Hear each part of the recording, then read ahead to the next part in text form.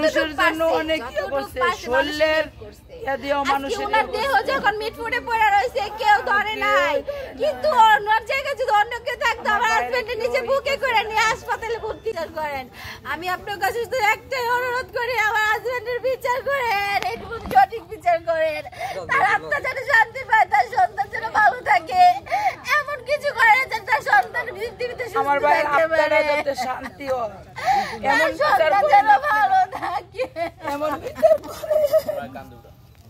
বিচার চাই।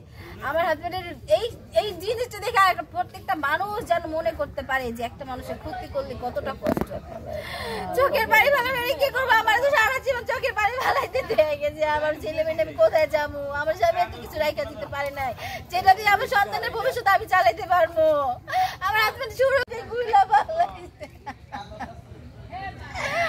আল্লাহ তুমি ওদের বিচার করো, আপনাদের কাছে বিচার চাই, এমন শাস্তি হোক জানি নেক্সট এরকম কেউ কোনোদিন কার ক্ষতি না করতে পারে। 10 বার যেন ভাবে যে একটা ফ্যামিলিরে শেষ করে দিলে যে সবটা শেষ হয়ে যায়, একটা মানুষ চলে গেলে যে 3-4টা মানুষ অসহায় হয়ে যায়, একটা সন্তান বাবা ছাড়া, একটা স্বামী ছাড়া যে একটা মানুষ তার সারা জীবন।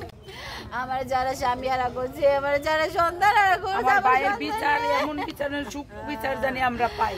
আমি আমার আপনাদের কাছে একটাই অনুরোধ করি, ফাঁসি চাই, আমার ভাইয়ের জন্য সুখ বিচার চাই। জানি আর আমার ভাই কোনো অপরাধী ভালো লোক ছিল, আমার ভাইয়ের মতো এত ভালো লোক ছিল, এত কিছু করছে মানুষের জন্য অনেক করছে, শরীরের ওনার দেহ যখন মিটফুটে পড়ে রয়েছে কেউ ধরে নাই, কিন্তু ওনার জায়গায় যদি অন্য কেউ থাকতো আমার হাজবেন্ডের নিচে বুকে করে নিয়ে হাসপাতালে ভর্তি করতো, ওনার বুকে করে নিয়ে উনি দেখতো। কিন্তু আমার হাজবেন্ড যখন পড়ে রয়েছে আসে নাকি কেউ করে নাই, এতটা হেল্প কেউ করে নাই আমার হাজবেন্ড রে। সবাই চায় যে দেখছে একটা মানুষ যে কিভাবে মানুষে মানতেছে। ও